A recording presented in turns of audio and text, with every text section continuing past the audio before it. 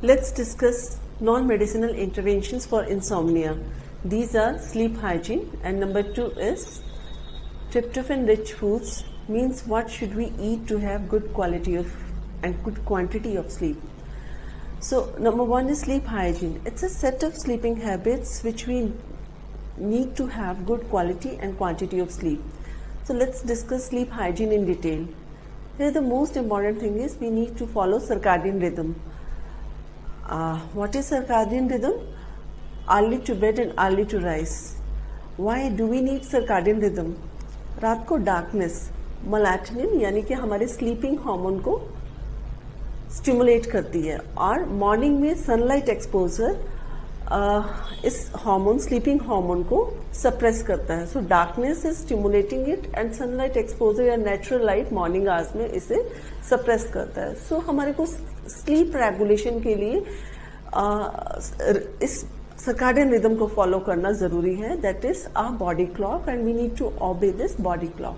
और ये circadian rhythm it's a part of our Indian tradition, पर शायद लाइफस्टाइल मॉडिफिकेशन के कारण हम इसे अच्छे से फॉलो नहीं कर रहे हैं. और सर्काडियन रिदम सिर्फ स्लीप हार्मोन के लिए नहीं, बाकी सब हार्मोन्स के लिए भी हमें चाहिए. Number 2 is daily exercise. Moderate exercise sleep, stress, depression सबके लिए अच्छी है और एक नेचुरल एंटी डिप्रेसेंट है. और थोड़ा फिजिकल एक्टिविटी अगर रहती है तो स्लीप क्वालिटी इंप्रूव करती है. Number 3 is our food habits. We need to have fixed schedule of our food habits. Why so? अगर डिनर टाइम और स्लीपिंग टाइम के बीच में कोई गैप नहीं रहता तो इंटेस्टिनल सिम्टम्स, इंटेस्टिनल रिफ्लेक्स होने के चांसेस रहते हैं. हम बहुत अच्छे से जानते हैं कि आईबीएस के पेशेंट्स, इरिटेबल बाउल सिंड्रोम के पेशेंट्स में इंसोम्निया बहुत कॉमन है. सो दिस इज चिकन और एग फिनोमिनन. सो अगर इंटेस्टिनल सिम्टम्स किसी भी पेशेंट को हैं और वो 2 आवर्स का गैप नहीं दे रहा तो उसके सिम्टम्स एग्जैजरेट होंगे, इंसोम्निया और एग्जैजरेट होगा. Number 4 is comfortable sleeping environment. That is, there should be no noise and comfortable room temperature in the room.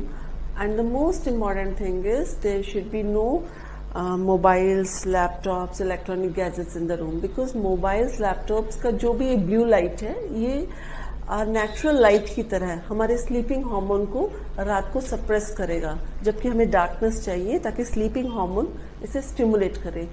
So it should be avoided in late evenings and these are the ideal things. But definitely बहुत सारे ऐसे लोग हैं जो sleep hygiene follow नहीं कर रहे हैं, they have good quality of sleep, but for the prevention these things are required. The next is most important thing is कि अगर किसी को स्ट्रेस के कारण रात को वरीज रहती है, उसे आधा पौना घंटा सोने में लगता है, then they can set their worry time कि 30 to 45 minutes they can keep for their worries कि मुझे इन्हें मैनेज करना है और सर्काडियन रिदम को फॉलो करना है. So what they can do for worries, number 1 deep breathing exercises. Deep breathing exercises हमारे पैरासिम्पैथेटिक नर्वस सिस्टम यानी रिलैक्सेशन सिस्टम को प्रमोट करती हैं, या वो प्रोग्रेसिव मस्कुलर रिलैक्सेशन एक्सरसाइजेस भी कर सकते हैं to manage their worries. And definitely sharing, counselling, there other methods also for the worries. और अगर वो उसको खुद मैनेज कर लेते हैं इट्स गुड, बट अगर वो फिर भी नहीं मैनेज कर पाते they can take help from some mental health professional for this. So this is all about sleep hygiene.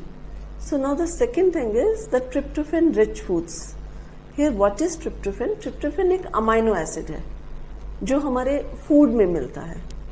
हाँ, फूड में कहाँ से आता है? प्रोटीन से. प्रोटीन से डाइजेशन होता है और अमाइनो एसिड्स बनते हैं. तो tryptophan rich food is particularly इसी अमाइनो एसिड के वाले foods like mom milk or cheese products. It's part of our Indian tradition and it can be taken in late evening hours. और जहाँ थोड़े milk issues हैं, milk allergies हैं, they can go for almond milk और seeds and nuts also. It's also rich in tryptophan. and these are the common foods which are rich in tryptophan, and there is some research on tart cherry juice also that's rich in tryptophan and melatonin.